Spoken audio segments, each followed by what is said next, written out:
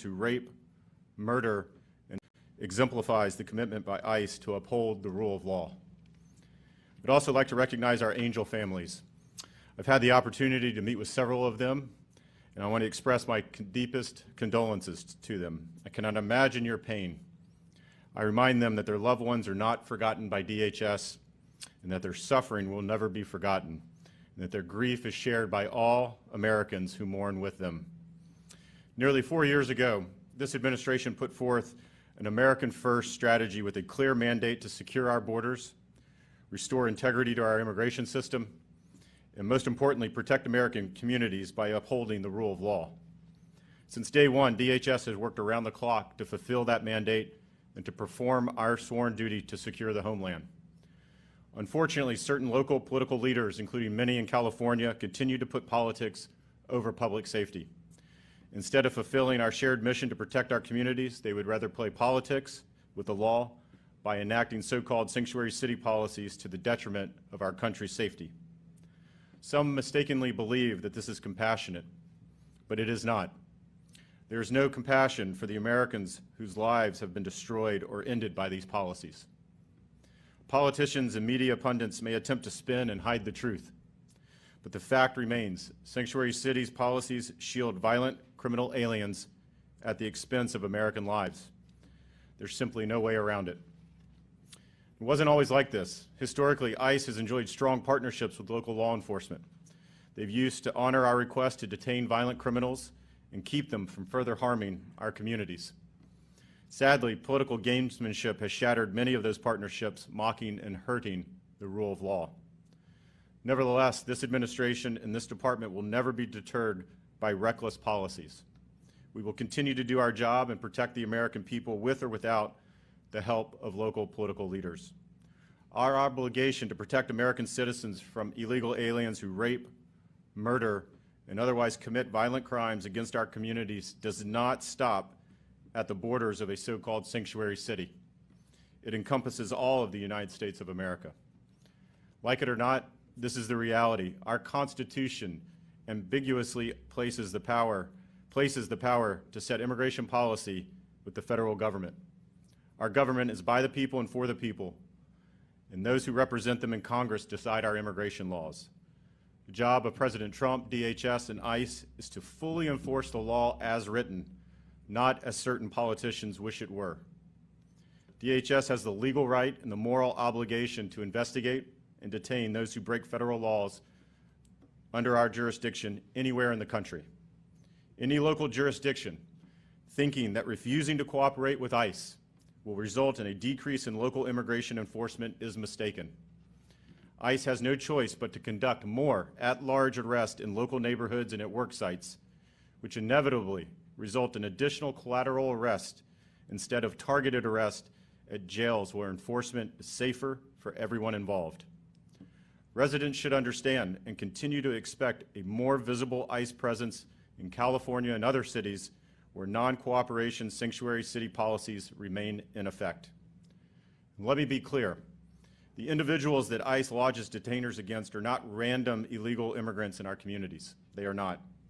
ICE focuses its limited resources first and foremost by targeting those who pose the greatest threat to public safety.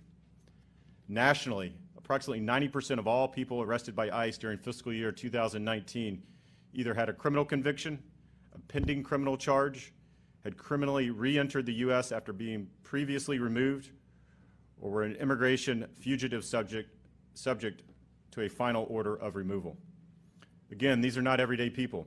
These are hardened criminals who threaten American communities and put American lives at risk.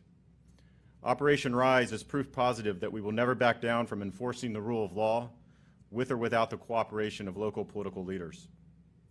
Thanks to the men and women of ICE, Operation Rise is a stunning success thus far. In just 5 days between September 28th and October 2nd, our officers in California arrested 128 illegal aliens wanted for some of the most heinous crimes imaginable. Of those arrested, 96% either had criminal convictions or pending criminal charges for crimes including homicide, sexual assault, sexual offenses against children, aggravated assault, battery, domestic violence, and weapons offenses. One of those arrested is a 40-year-old El Salvadorian who was convicted of first-degree murder in November of 2009 and was sentenced to 25 years to life. In August, ICE issued a detainer for this individual, but the Los Angeles County Jail denied the request and instead inexplicably chose to release this murderer into the community they are sworn to protect. Another of those arrested is a 35-year-old Mexican citizen who illegally re-entered our country after he was deported. This individual was arrested for sexual intercourse with a minor in March of 2016, was later arrested for domestic violence in violation of a court order in January of 2018. ICE issued a detainer for this individual, but once again it was denied, this time by the San Diego County Jail, which then released this criminal back into the streets. Thanks to ICE's remarkable efforts, these two felons, as well as others, will no longer be allowed to prey on American citizens.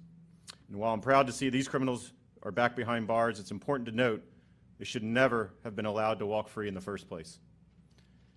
Political leaders who support sanctuary city policies must stop putting politics over the public safety of their communities. I hope that they will look at the Angel families and see the real and tragic consequences of their actions and the victims that could have been protected simply by working with the department to enforce the rule of law. To any leaders who are enacting or proposing sanctuary policies, I say this: do your job. Uphold and follow the Constitution. Protect your communities. Cease these harmful policies and allow your local law enforcement officers to partner with DHS to protect American citizens. Your country and its people deserve better. We all share a common moral and legal duty to protect the American people, the homeland, our communities, and the rule of law that keeps us free and safe. This responsibility should not be abdicated for any reason. Again, I'd like to thank the men and women of ICE for their hard work, their dedication, their service, and most importantly, their sacrifice. You continue to do a tremendous job despite some of the most difficult circumstances, and I am incredibly proud of your work. With that, let me turn it over to Acting Director Pham, who will provide details regarding the success of Operation Rise. Director, podium is yours.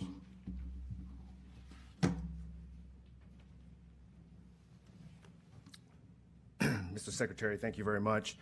To the men and women of Immigration, Customs, and Enforcement, I want to extend my heartfelt appreciation and thanks to you all for your steadfast dedication to applying the rule of law, public safety. To the Angel families who were adversely impacted by tragedy based upon these sanctuary policies, I wanted to let you all know that my thoughts are with you as we begin to discuss the successful results of Operation Rise. Operation Rise was a recent operation conducted by ICE's enforcement and removal operations throughout the Los Angeles, San Diego, and San Francisco areas between the dates of September 28th and October 2nd of 2020. The objective of Operation Rise was to identify, locate, and arrest criminal immigration fugitives and to ensure that they were timely removed from the United States. This operation focused on apprehending individuals in certain jurisdictions where ICE detainers were not honored. The results, as you see, include those convicted of murder, violent child sex offenses, drunk drivers, domestic violence offenders, and many others. The operation was a success because we were able to secure over 120 individuals so they would not be in a position to hurt anyone else. Thanks to ICE's dedicated officers, over 120 immigration fugitives are now in custody, awaiting removal from the United States. More than 95% of those arrested in this operation have prior criminal convictions or pending criminal charges, and were free to reoffend because of California's non-cooperative sanctuary policies that politicized public safety. As you can see by the presented chart, the aliens apprehended have committed serious crimes against children, spouses, loved ones, and other innocent victims. Specifically, ICE was able to detain the following individuals during Operation Rise: 2 individuals convicted of murder, multiple aliens convicted of violent criminal sex offenses against children, multiple aliens convicted for violent sexual assaults. The list goes on. Unfortunately, this is not a new battle for us. ICE has tried time and time again to get cities across the country to cooperate with us and recognize the importance of our shared public safety mission. Because of Operation Rise, multiple communities are now safer than they were a week ago. Strong local partnerships and reliable cooperation are vital to a successful law enforcement posture. As the nation's premier federal law enforcement agency, it is absolutely frustrating for our officers, agents, and investigators to know that victims and communities across this country and in these cities continue to struggle with public safety when we had the opportunity to help the locality who refused to cooperate with us. And it's all because a lawfully executed detainer is ignored, and quite frankly, a simple phone call is not made. When we lodge a detainer, we are not asking the state or local enforcement officer to ask any individual about their immigration status. ICE is the one making the enforcement action and those determinations. All they need to do is call us before they release the individual. That's it. Just a phone call so we can help protect the American people and our communities. A phone call would have saved Mr. Rocky Jones, who was murdered by an alien who was wanted by ICE, but released into the community by a non-cooperative jurisdiction in California. Folks, crimes committed after a removable alien is released into the community are all preventable. What happened to Mr. Rocky Jones could have been prevented had the locality cooperated with ICE. At this time, I also want to introduce Mr. Tay Johnson with ICE, the Acting Deputy Director, as well to his left, Mr. Peter Berg, the Acting Deputy Executive Associate Director as well for ICE. Mr. Secretary. All right, we'll open up to some questions and answers. If you do have a question, please identify yourself and who you're with. Thank you. Yep. Or we'll go back there. Hi, Priscilla Alvarez with CNN. You mentioned more ICE presence in California. I was hoping you could elaborate on that. Should we expect to see an uptick in enforcement in the coming weeks? And what is your response to critics who say that this is this doubling down on enforcement is because of the presidential election in November? Sure, a couple of answers, and I'll let Tony talk a little bit specifically about California. I will say, you know, when we target sanctuary city policies or sanctuary cities, it's not about Republicans, it's not about Democrats, it's not about elections. It's about dangerous policies that are dangerous for that community. So we're going to target any community where we see that those dangerous policies occurring. We're going to go in there. We're going to pick up individuals that should not be in those communities. So wherever they're at, obviously we understand and we know that California has a number of sanctuary cities in their jurisdiction. And so we started there. Of course, I talked about phase one. We're going to continue enforcement actions across the country, and ICE does this every day, so it's nothing new for them.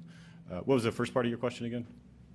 Well, I wanted to give you the opportunity to respond to critics who say that this is tied to the presidential election. Right. So it's not, obviously, I kind of commented on that. It's not about an election. It's not about Republicans or Democrats. It's about the sanctuary city policies. Specifically regarding California, in my comments earlier during my prepared remarks was just to underscore the fact that ICE officers have to go into these communities regardless. So there is a sanctuary city jurisdiction. It doesn't wall off ICE officers from going in and do their job. They're still going to have to go in. We oftentimes have to go in with more officers for not only their safety, but for the safety of the individuals in those communities. So my point earlier was if there seems to be an irrational notion, or an incorrect notion, I would say, that you're somehow preventing ICE from coming in to do their job if you enact a sanctuary city policy of some kind, the opposite is actually true. They're going to have to come in with more officers to do a job that could easily have been done in a jail setting without going into the community at large. Do you want to, Tony, do you want to comment on anything? You good? Okay. Right on the head. Right. Next. Claudio Seda with Univision Network. We are hearing that the arrests and the deportations are not done with a hearing in front of a judge. Can you confirm that this is actually happening or not? And our second question is, how different is this operation, the one that you just did, if you want to compare it to previous ones, to the routine ones? Can you be specific and tell us how different this operation is from previous ones? Sure. Let me, if I may, sorry about that. Let me address the first part of your question with regard to these arrests are occurring with an immigration judge. What typically happens in this enforcement posture is folks are taken into custody and then they are issued their NTA and their detention determination is made accordingly, but they're provided an opportunity to have their hearing if there is a claim appropriately, and they can have their hearing before the court. Secondly, how this is different, we do daily operations, but when we have sanctuary jurisdictions that are openly and willfully not making a phone call and specifically not cooperating with ICE, we're going to have to surge resources and operations and personnel and individuals into a particular locality just to look for one particular individual. So Mr. Secretary said it appropriately. We are spending more resources going into a locality looking for one particular dangerous individual, as opposed to if that jurisdiction would legitimately just pick up the phone and give us a call instead of 10 people, maybe going into a community looking for a particular person, it would maybe take a 2 or 3 person team to perfect and effectuate the transfer of the individual. So that's where we have a surge in our operations in having to find these individuals that were notified to the local communities that we wanted them into our custody. But is this operation different from the ones that you did last year? No, the operations are going to be the same. We are looking at individuals that have prior criminal records, criminal backgrounds that come to our radar that we're going to be looking to go and try to arrest because they were not turned over to ICE.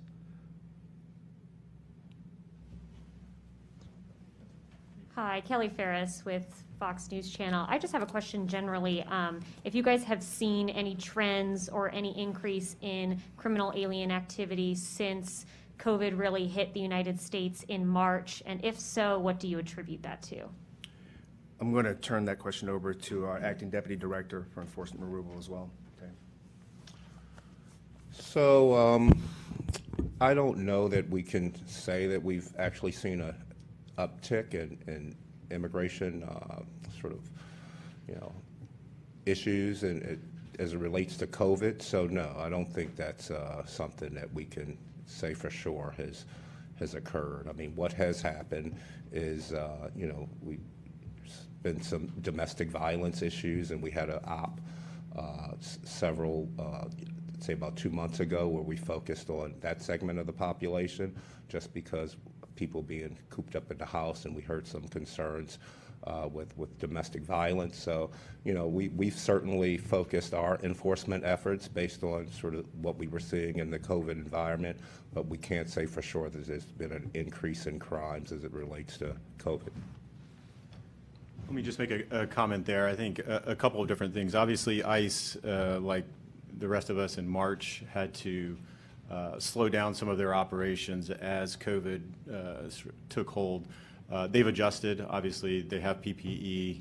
We've adjusted to that, so they're going to continue to do their job. They always did their job, but they're going to continue to do that job. When we talk about COVID, though, we do see impacts to COVID here in the homeland when it comes to immigration. We see different when we look at illegal immigration, particularly on the southwest border. We see different population flows than we had previously seen over the past, we'll say, 12 months. Because we know that the economy, just like the U.S. economy, was suffering during COVID, and we continue to get it back up and running. We know that the economies of Central America are also hurting. And so we see more economic migration continuing to occur. And that's as a result of COVID. So there are impacts to the homeland, but I think Tay was right. The specific impacts to COVID and illegal activity will be, somewhat difficult. Also, when we talk about COVID, we talk about counterfeits. And a number of ICE operations, CBP operation, and others have seen a number of illegal COVID-related counterfeits coming into the country that we are stopping and prosecuting as well. So have you seen more border crossings since March, and are you attributing that to economic impacts that COVID has had on other nations? It's not necessarily more, but we are starting to see the composition change a little bit. So if you recall, back in 2019, we put together historic agreements with the Northern Triangle country, and we saw our numbers significantly decrease as the amount of individuals coming.